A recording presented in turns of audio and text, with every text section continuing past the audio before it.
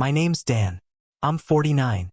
I live just outside Austin, Texas, where the heat clings to your skin like guilt, and the only thing colder than a beer is the silence that builds between people who once promised each other forever. I work in IT support. It's not glamorous. It's not dramatic. I don't wear a badge or carry a toolkit that makes kids look up in awe. I just fix the things that stop working: network outages, corrupted drives, fried routers. You'd be surprised how many people lose their minds when the printer jams. I don't make noise. I don't chase attention. My job is to keep things running quietly, invisibly. And that's pretty much how I lived at home, too. My wife's name is Rachel. We've been married 15 years. Long enough to memorize her rhythms. Short enough that I still remember the loneliness before her. We met through mutual friends. One of those setups where everyone smiles too wide because they think they're creating fate. I liked her laugh. She liked my quiet. Thought it meant I was thoughtful. Maybe it did. Her daughter, Sammy, was 9 when I entered the picture. Brown hair, sharp tongue, already world-weary in the way kids get when they grow up watching their mother get used to disappointment. I remember the first breakfast we shared. She sat at the table eating toast like I wasn't there, like I was a shadow that got in the way of the sunlight. Her dad had just missed another weekend. I didn't take it personally. Not then. I never told Sammy to call me Dad. Never hinted. Never implied. I was just there, on time every time. I showed up for the things her biological father didn't. Parent-teacher nights. ER visits. Dance recitals. I watched her from bleachers and folding chairs, clapping loud enough to be heard but never loud enough to be seen. That was my role. Steady, silent, second place. Paid. For everything. Without question. School uniforms. Dentist appointments. Birthday parties with rented bounce houses and 15 kids who tracked mud across the carpet I vacuumed later. When her dad forgot to send money, I made sure she didn't notice. I filled in the blanks he left behind and never asked for credit. When she cried, I waited outside her bedroom until she was ready to talk. When she didn't cry, I worried more. She grew. Taller. Louder. Quieter in new ways. She stopped calling me by name and started referring to me like a piece of furniture. He's driving me? He said no. He's in the garage. I let it slide. She was a teenager. Boundaries mattered. I convinced myself that the things we did, the quiet nights watching old movies, the emergency ice cream runs, the time I taught her how to jumpstart her dead car in the rain, would add up. That someday she'd see me. I taught her to drive. I taught her how to file her taxes. I taught her what respect looked like, not because she showed it to me, but because I believed in teaching by doing. She watched me wake at 6 a.m. Even on weekends. She watched me hold my tongue every time her dad texted her out of the blue and made her cry, only to disappear again. She watched, but she didn't speak. I was the backdrop to her life. The quiet hum of stability. The unremarkable man who kept the lights on. When she got into college, I handled the paperwork. Rachel cried. Sammy smiled. I covered the tuition gap when her scholarship came up short. No one asked me to. No one thanked me either. I just did it because that's what you do when you love someone. That's what I told myself. At 21, she called me from a campus parking lot, crying because her car wouldn't start and she was late for a final. I left work without logging off. Brought jumper cables.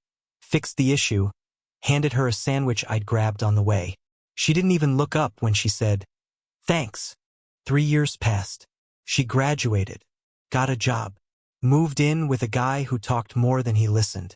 She came home less and less, but I still kept her room clean, just in case. Rachel said I was clinging. Maybe I was. Or maybe I just wasn't ready to accept that everything I'd built had turned into something temporary. Then came the dinner. We met at her favorite Korean barbecue place, Rachel, Sammy, me.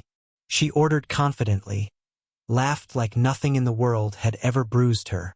At the end of the night, in the parking lot, she hugged me, tighter than usual. I remember the warmth of it, the way her head pressed against my shoulder.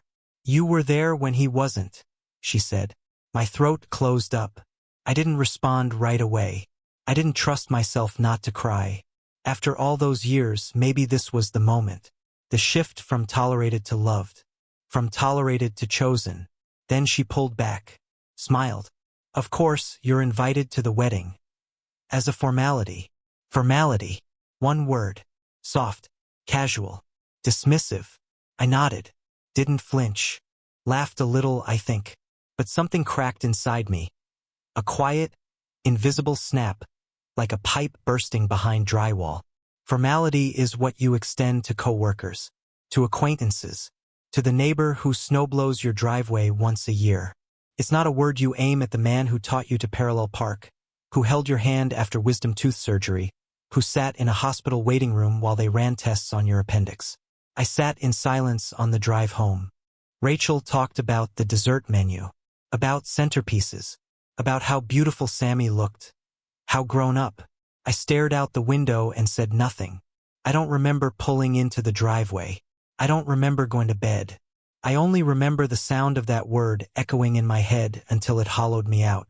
That night, while Rachel slept beside me, I got up, went to the living room, sat on the couch with the TV off and the lights dim. I didn't drink. I didn't pace. I just sat, quiet, listening to the creaks of a house I had paid for, maintained and protected. A house that held a woman who let her daughter erase me in one sentence and never blinked. 15 years of showing up. 15 years of presence, of patience, of shutting my mouth every time I wanted to scream. Don't I matter? I didn't matter. Not really. I was a formal gesture. Polite inclusion. The stepfather. The man who stood in all the family photos but got cropped out in the retellings. And maybe that's when I knew. This wasn't just about a wedding. It was about every unpaid debt I'd never collected. Every compromise I'd mistaken for love. Every moment I let myself be less so they could feel more. That was the crack. The fracture in the foundation. And I was finally looking at it without pretending it was character. I didn't raise my voice. Didn't ask for clarification. Didn't ask if she meant it the way it sounded, like I was a name on a guest list, not the foundation under her feet. I just nodded, smiled, and walked back into a version of myself I thought I'd left behind. The one who keeps score. The one who remembers. You don't survive 15 years as a stepfather by reacting. You survive by absorbing. But that night, I opened my laptop and stopped absorbing. I started auditing. The wedding venue? In my name. I'd put down the deposit 2 years ago, before she was even engaged, because Rachel had said, someday, catering, on my card. Flowers, DJ, transportation, all of it tied to accounts only I had access to. No one noticed when I started collecting digital receipts. Kept it clean, professional, polite. I sent emails. Just emails. No drama. Just, due to a significant change in the event, the payer is withdrawing. Nothing more. 3 days later, every contract was canceled. Every refund requested. Every service shut down like a power grid in winter. I didn't forward the confirmations. I didn't need to. The silence from their side was enough. I waited for the calls. For Rachel's voice cracking through the walls like a storm. For Sammy's fiancé to show up, barking accusations through clenched teeth. But no one called. Instead, the quiet stretched on. Rachel didn't say a word when the florist emailed her to confirm the cancellation. Didn't ask me why the DJ's website now listed her date as available. She just carried on like the house wasn't burning around her. Like denial could smother consequence. The wedding still happened, barely. I didn't attend. My invitation, if you could even call it that, sat unopened on the kitchen counter next to the junk mail. The RSVP card, unmarked, unreturned. A formality left unanswered. They held the ceremony in the groom's friend's backyard. A patchy lawn, one folding chair short, with bees buzzing around lukewarm soda cans. The dinner was fast food, white paper bags on a tablecloth that flapped in the wind. Music played from a Bluetooth speaker propped on a milk crate, dying mid-song and rebooting to a default ringtone. Twice, her dress was wrinkled. No one knew how to lace it properly. You could see it in the photos Rachel later posted. Laces uneven, the back slightly open, an awkward hand tugging at the fabric. And the man who walked her down the aisle? Her biological father, Alan. He wore sunglasses during the vows and left before the cake was cut. Said he had a baseball game to catch. Took his cooler of beer with him. Sammy didn't look surprised. Just disappointed in a way she was too proud to show. Rachel came home from the wedding exhausted. Not just in the way people get after a long event, but in the way you get when reality has been scraping at you all day and you finally let it in. She didn't say anything that night. Just changed into sweatpants, sat on the edge of the bed, and stared at the floor like it had betrayed her. I waited, quiet, not cruel, just present. Took 3 days. 3 days of half conversations. Grocery lists passed across the counter like peace treaties. Dinners eaten in silence while the refrigerator hummed like it was trying to say something neither of us could. Then she broke. "You were right," she said, barely above a whisper. I picked the wrong side. Her voice trembled. Her hands trembled. She didn't cry at first. Just looked at me like I was the last solid thing in a house made of smoke. Then the tears came, and I let her cry. I didn't say, "I told you so." I didn't say, "You let her treat me like this." I just sat there and let the weight of everything she'd ignored finally settle on her shoulders. We didn't hug immediately. Pain has sharp corners. You can't rush through it. But eventually, she reached for me. And I didn't pull away. It wasn't reconciliation. It was recognition. 1 month later, Sammy showed up unannounced. No text. No warning. Just her and a shoebox, standing on the front porch in the hoodie I bought her in high school. The faded navy one with the frayed cuffs and the bleach stain near the elbow. She didn't look like a bride. She looked like a daughter who'd lost something and wasn't sure how to ask for it back. I opened the door. She didn't step inside. Just held out the box. Inside were scraps of the life we shared. A crayon card that said, #OneStepdad. Drawn lopsided in 2nd grade. A tiny clay turtle we made when the power went out and I lit candles just to make her laugh. A Polaroid from the roller rink. Me mid-fall, her mid-laugh, mouth wide open. No filter, no embarrassment.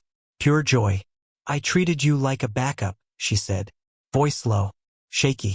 When the speaker died and the flowers wilted and the whole thing felt like a joke. I looked around, and I realized who actually showed up.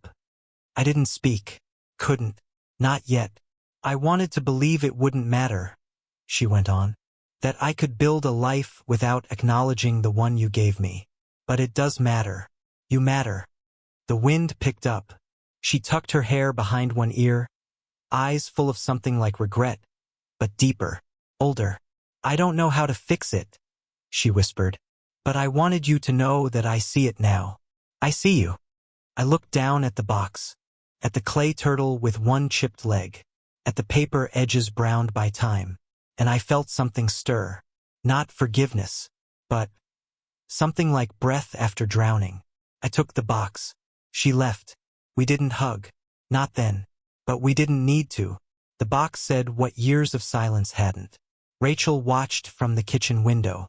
She didn't ask what was in the box. Didn't need to. Some moments are sacred.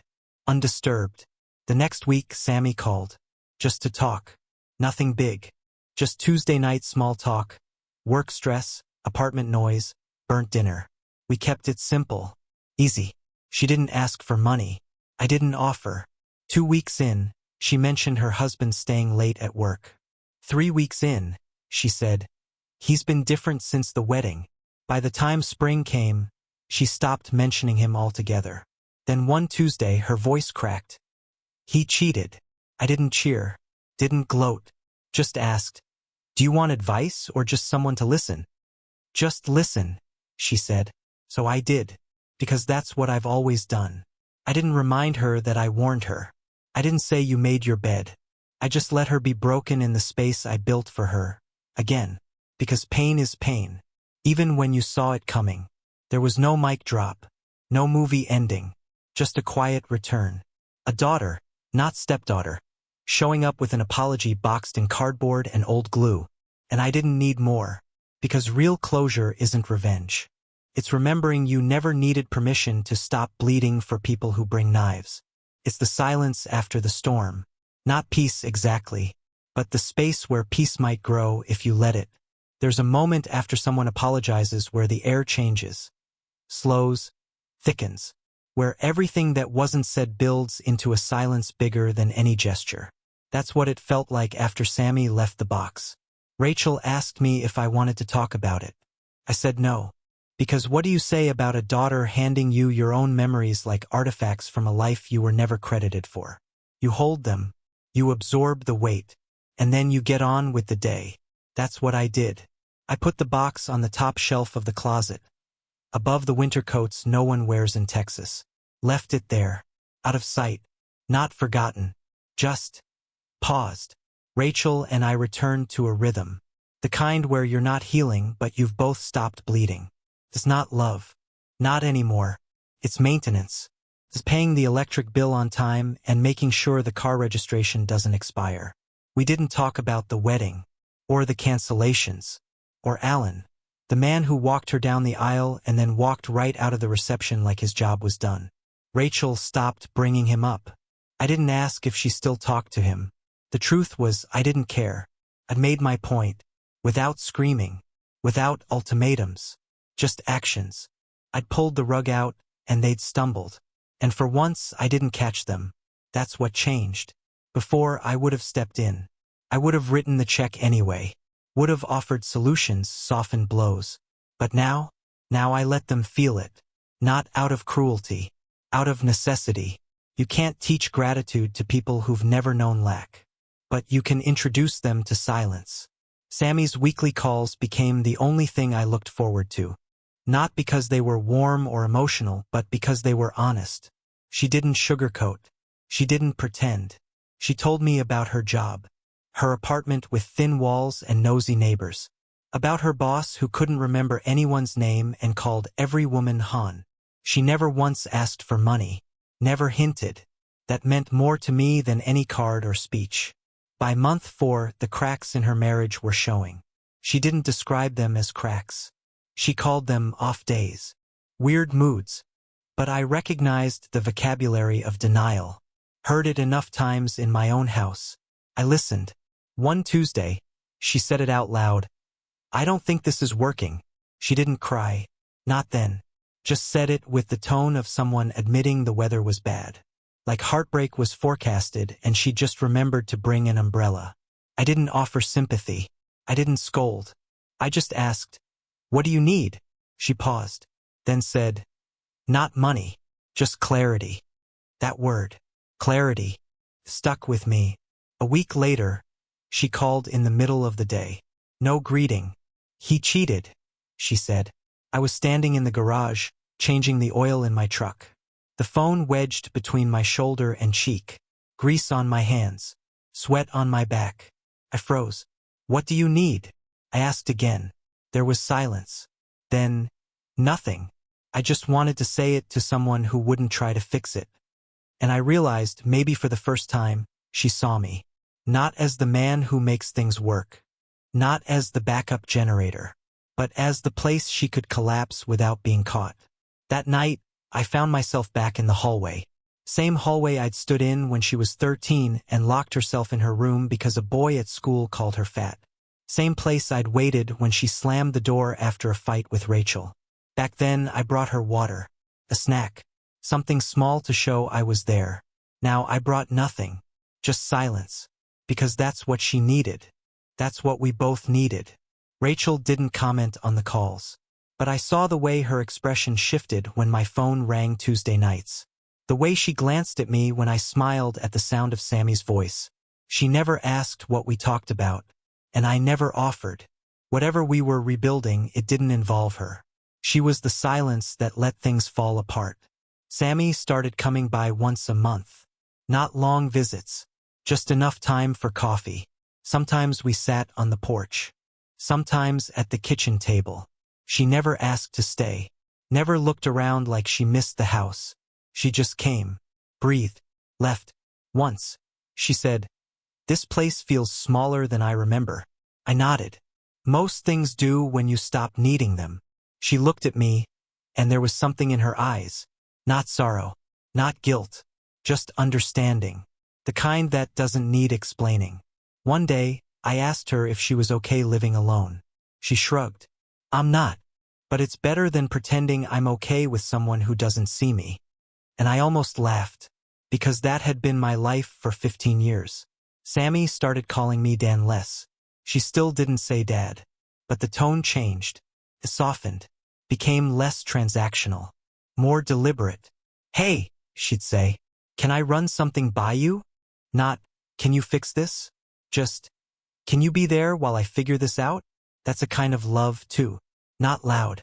Not poetic. Just durable. One Tuesday, she brought up her ex again. Said he'd been trying to win her back. Texting. Calling.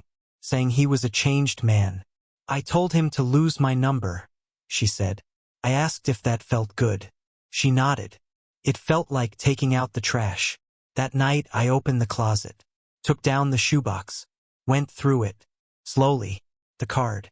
The turtle. The Polaroid. And one folded piece of notebook paper I hadn't noticed before. It was a school assignment. What family means to me. Written in pencil, faint in places where the graphite wore thin. She must have been 10. My family is my mom and me. We eat waffles on Saturdays.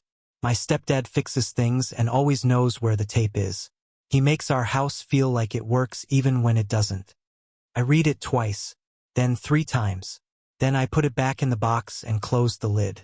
Not because I was sad, but because for the first time in years, I didn't feel invisible. I felt seen, not celebrated, not lifted up, just acknowledged. And for someone like me, that was enough. People want closure to be dramatic. A slammed door, a long speech, a final confrontation where someone cries and someone walks away into a golden sunset. But real closure? Real closure is boring. It's quiet. It's making dinner and realizing you no longer care who notices. It's changing your oil on a Sunday and not wishing anyone offered to help. Closure, for me, was financial. I stopped funding my own disrespect. That's it. No ceremony. No declarations. I just pulled the plug on anything that required my presence but didn't include my value. Rachel noticed. Eventually, when the water heater started rattling and I didn't touch it, she called a plumber. He charged double what I would have fixed in an hour. When the electric bill came late, she asked if I'd seen it. I said no. She paid it. I didn't offer to reimburse. I didn't need to. The division had been set. I wasn't being petty. I was being proportional. If you don't get to claim me as your foundation, you don't get to stand on my shoulders when the storm hits. Sammy kept calling. Every Tuesday. We never made it official, but the routine held like religion. I didn't ask how she was affording things. I didn't offer a safety net. She never asked. That mutual understanding that her independence meant more than a bailout was the healthiest thing we'd ever built. She told me about her job, her boss, her neighbor's dog that wouldn't shut up. She asked if I knew a good locksmith, then a good mechanic, then a good therapist. I gave her names. Never cash. We made rules. No money asks for 6 months. No access demands for 3. No pretending everything's fine when it isn't. It worked. She started telling me about her husband less. Then not at all. I didn't dig. The space between them was hers to explore. I just listened, took the calls, responded when she texted, showed up the way I always had without demanding a headline.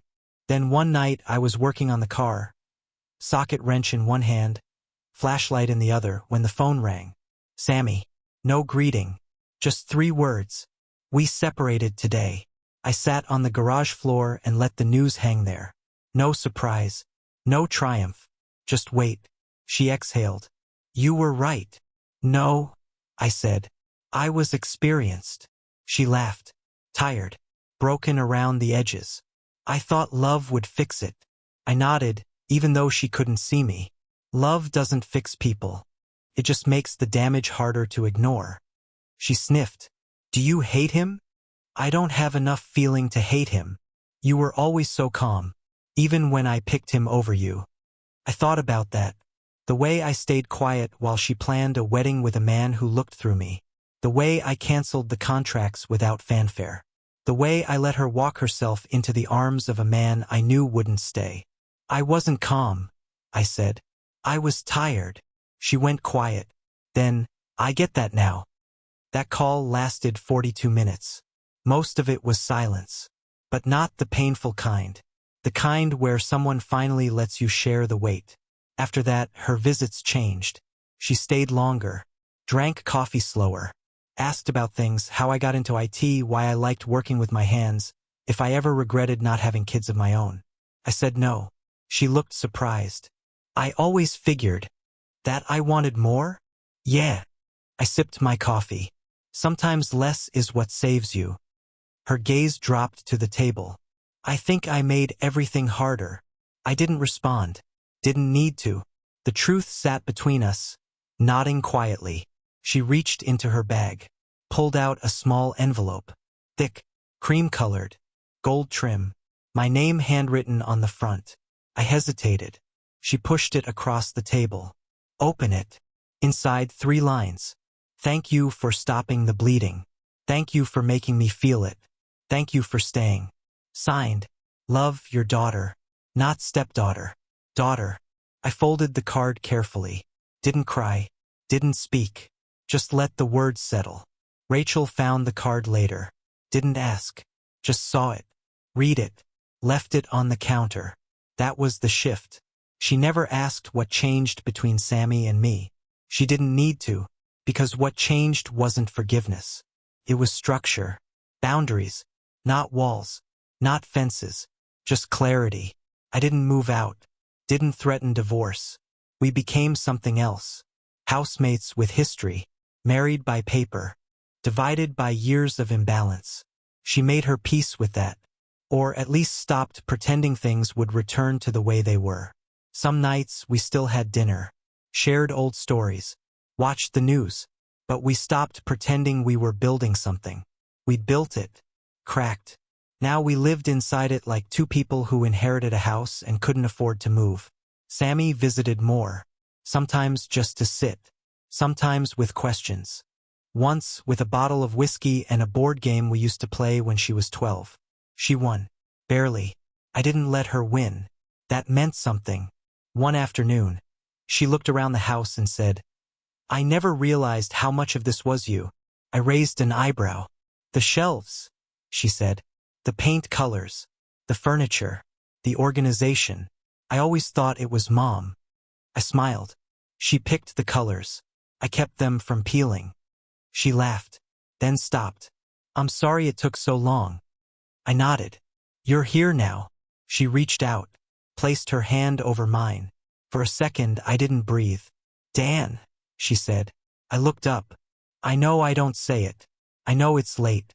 But I love you. I do. I swallowed. Looked away. Then back. I know. Silence. Not awkward. Sacred. That's the thing about real love. It doesn't come with trumpets or fireworks. It arrives like rain after a drought. Soft. Quiet. Soaking deep into places you forgot were dry. You probably want revenge. A big moment. A reckoning. But this is better. Because closure doesn't come from proving someone wrong. It comes from living right after being wronged. It comes from saying, I see you now, and choosing to stay seen.